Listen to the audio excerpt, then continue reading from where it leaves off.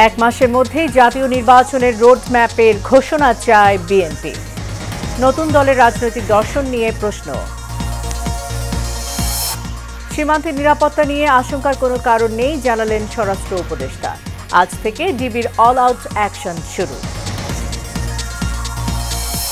শরীয়তপুরে গণপিটুনিতে 2 ডাকাত নিহত, গুলিবিদ্ধ 4 শ্রমিক। পাবনায় সড়কে গাছ ফেলে 40 বাসে ডাকাতি।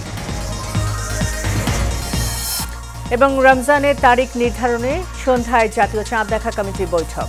মধ্যপ্রাচ্য সহ অনেক দেশে রোজা শুরু।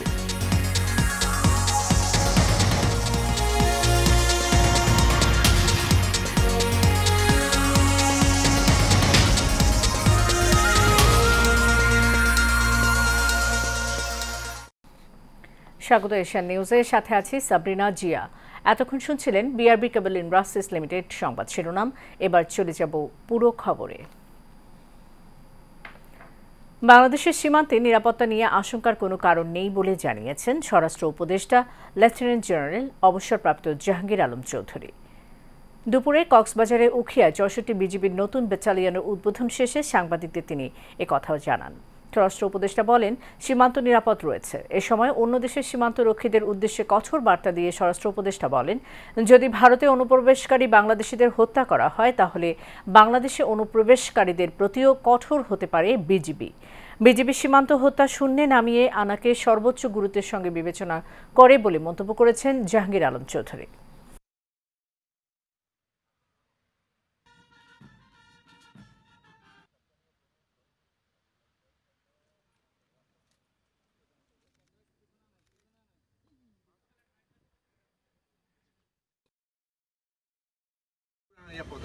এখানে কোনো সমস্যা নাই। পার্শ্ববর্তী দেশের তুলনায় আরো বাড়ানো দরকার। আমরা এদিকে চেষ্টা করে যাচ্ছি।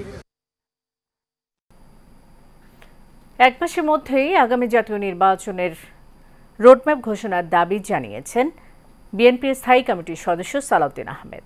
রাজধানীর ডিপ্লোমা ইঞ্জিনিয়ারিং ইনস্টিটিউশনে এক আলোচনা সভায় এই দাবি জানান তিনি।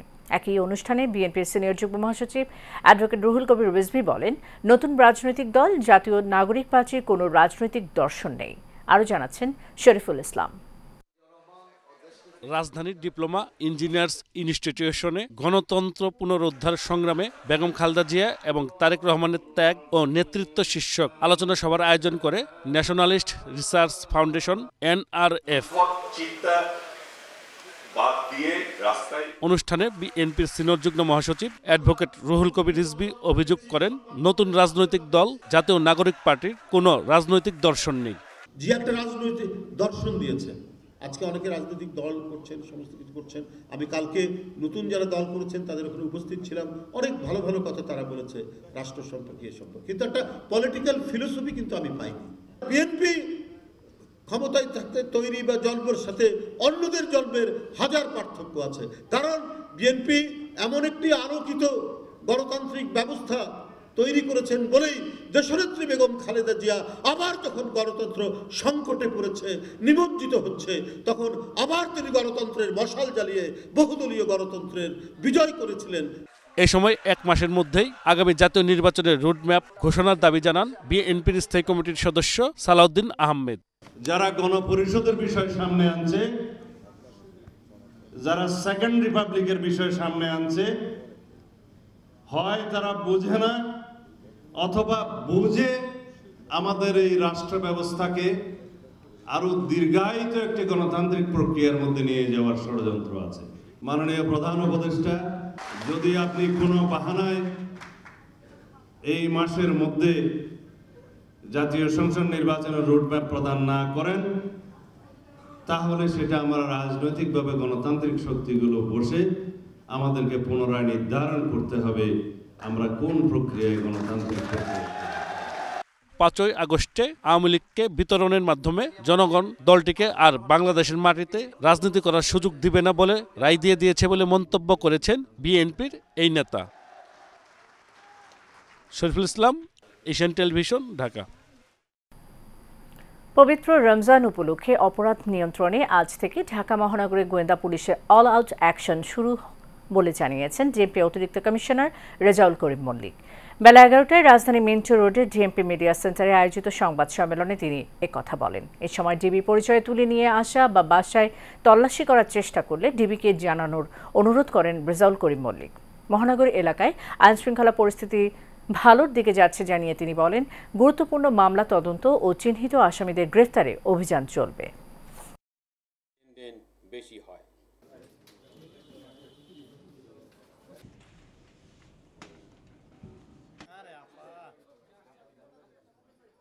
রোজার সময় মানুষের কর্মযোগ্যতা বাড়ে, বিশেষ করে টাকা পয়সার লেনদেন বেশি হয়। শপিং মল, ব্যাংক, বিমাগুলোতে মানুষের ভিড় বাড়ে। রেল স্টেশন, বাস টার্মিনাল কিংবা সদরঘাট সহ অন্যান্য জায়গাতে মানুষের উপস্থিতি বাড়ে। এসব জায়গায় কেউ যাতে নাশকতা না করতে পারে সেই জন্য আমাদের গোয়েন্দা নজরদারি বাড়ানো হচ্ছে। বিভিন্ন এলাকায় চিহ্নিত সন্ত্রাসী বাহিনীর কথা আমরা শুনতে পাচ্ছি। তাদের বিরুদ্ধে আমরা অল আউট অ্যাকশনে যাচ্ছি। নির্বাচনের রোডম্যাপ ঘোষণা না হওয়া পর্যন্ত স্বাধীনতা এবং গণতন্ত্রের পক্ষে বিএনপির লড়াই চলবে বলে জানিয়েছেন দলটির চেয়ারপারসন উপদেষ্টা আব্দুস সালাম। সকালে জাতীয় প্রেস ক্লাবের সামনে আয়োজিত এক অনুষ্ঠানে একথা বলেন তিনি। অন্তর্বর্তীকালীন সরকার নির্বাচনের দিনক্ষণ ঘোষণা না করায় দেশের আইনশৃঙ্খলার অবনতি হয়েছে বলেও জানান বিএনপির এই নেতা। দ্রব্যমূল্যের ঊর্ধ্বগতি রোধে রমজানে সরকারকে কঠোর ব্যবস্থা গ্রহণ করার আহ্বান জানান তিনি।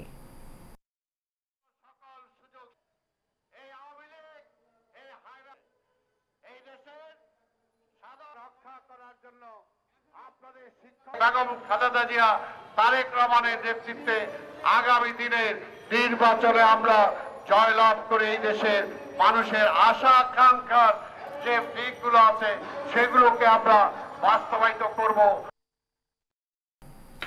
শরীয়তপুরের কীর্তিনাশা নদীতে ডাকাতির ঘটনা ঘটেছে। এতে ডাকাতের গুলিতে 9 জন আহত হয়েছে। এ ঘটনায় স্থানীয়দের গণপিটুনিতে 2 ডাকাত নিহত হয়েছে। শুক্রবার রাত 11টার দিকে কীর্তিনাশা নদীর তেঁতুলিয়া এলাকায় এই ঘটনা ঘটে। পুলিশ জানায়, রাতে মাদারীপুরের রাজারচর এলাকায় বাল্কহেডে ডাকাত দল হানা দিলে তাদের ধাওয়া দেয় স্থানীয়রা। ডাকাতরা স্পিডবোটে করে পালিয়ে শরীয়তপুরের তেঁতুলিয়া এলাকায় আসলে স্থানীয়রা তাদের আটক করে। এ সময় ডাকাতরা হাতবোমা ও এলোপাতারি গুলি ছুড়লে আহত হন বেশ কয়েকজন। পরে ডাকাত দলের 7 জনকে আটক করে গণপিটুনি দিয়ে পুলিশের সোপর্দ করে স্থানীয়রা। গুরুতর আহত অবস্থায় সদর হাসপাতালে নিলে 2 জনকে মৃত ঘোষণা করেন চিকিৎসক।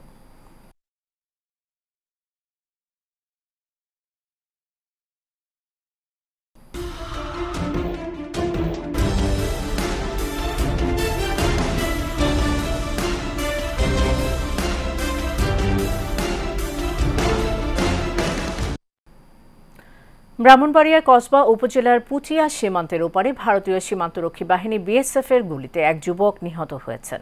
নিহত মোহাম্মদ আলামিন উপজেলার বাইক ইউনিয়নের দক্ষিণ পুটিয়া গ্রামের সুলতান মিয়ার ছেলে। বিজিবির বরাত দিয়ে কসবা উপজেলার নির্বাহী কর্মকর্তা মোহাম্মদ সামিউল ইসলাম এই তথ্য নিশ্চিত করেন। তিনি জানান, শুক্রবার রাতে আলামিন পুটিয়া সীমান্তের কাঁটাতারের ওপারে সন্দেহজনকভাবে ঘোরাফেরা করছিলেন। এ সময় বিএসএফ তাকে চোরা কারবারি সন্দেহে গুলি করে। এতে আলামিন গুরুতর আহত হন। পরে বিএসএফ তাকে উদ্ধার করে ভারতের একটি হাসপাতালে চিকিৎসা দিতে নিয়ে যায়। সেখানে চিকিৎসাধীন অবস্থায় রাতে তার মৃত্যু হয়। তার লাশ এখনও হস্তান্তর করা হয়নি। রাজধানীতে 2025 সেমিস্টারের সিওই প্রাপ্ত ছাত্রছাত্রীদের সংবর্ধনা দেয়া হয়েছে। রাজধানী বাড়িধারার একটি কনভেনশন হলে রাকু ফাউন্ডেশন লিমিটেডের আয়োজনে 106 জন শিক্ষার্থীকে সংবর্ধনা দেয়া হয়। প্রতিষ্ঠানের চেয়ারম্যান শাহাদাত হোসেন বলেন, শতভাগ নিশ্চয়তা ও স্বচ্ছতার সাথে শিক্ষার্থীদের ভবিষ্যৎ গড়ার লক্ষ্যে কাজ করে যাচ্ছে রাকু ফাউন্ডেশন। অনুষ্ঠানে সমাপনী বক্তব্য রাখেন প্রতিষ্ঠানটির ম্যানেজিং ডিরেক্টর মোহাম্মদ হানিফ।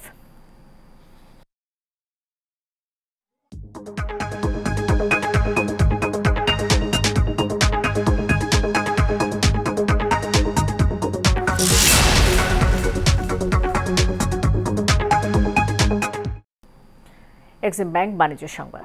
দেশ জুড়ে উদীয়মান উদ্যোক্তাদের দক্ষতা বৃদ্ধি ও ক্ষমতায়নের লক্ষ্যে নেওয়া ফ্ল্যাগশিপ কর্মসূচি জিপি এক্সিলারেটরের জেলায় জেলায় স্মার্ট উদ্যোক্তার সাফল্য উদযাপন করেছে গ্রামীণফোন। রাজধানীর একটি হোটেলে গালা নাইট আয়োজনের মাধ্যমে এই অনুপ্রেরণামূলক উদ্যোগটি উদযাপন করে অপারেটরটি। অনুষ্ঠানে প্রধান অতিথি হিসেবে উপস্থিত ছিলেন বিটিআরসি চেয়ারম্যান মেজর জেনারেল অবসরপ্রাপ্ত মোহাম্মদ ইমদাদুল বারী। আরও উপস্থিত ছিলেন বিটিআরসির ভাইস চেয়ারম্যান মোহাম্মদ আবু বকর সিদ্দিক, গ্রামীণফোনের chief corporate affairs officer Tanvir Mohammad সহ ঊর্ধ্বতন কর্মকর্তা এবং বিশিষ্ট উদ্যোক্তা ও সংশ্লিষ্ট জনেরা। শেষ করব এশিয়ান নিউজ যাবার আগে বিআরবি কেবল ইন্ডাস্ট্রিজ লিমিটেড সংবাদ শিরোনাম জানিয়ে দেব আরও একবার।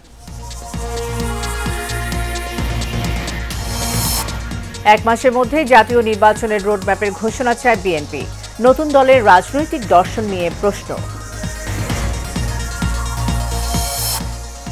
সীমান্তের নিরাপত্তা নিয়ে আশঙ্কার কোনো কারণ নেই জানালেন স্বরাষ্ট্র উপদেষ্টা। আজ থেকে ডিবির অল আউট অ্যাকশন শুরু। শরীয়তপুরে গণপিটুনিতে 2 ডাকাত নিহত, গুলিবিদ্ধ 4 শ্রমিক। পাবনায় সড়কে গাছ ফেলে 40 বাসে ডাকাতি। এবং রমজানের তারিখ নির্ধারণে সন্ধ্যায় জাতীয় চাঁদ দেখা কমিটির বৈঠক। মধ্যপ্রাচ্য সহ অনেক দেশে রোজা শুরু।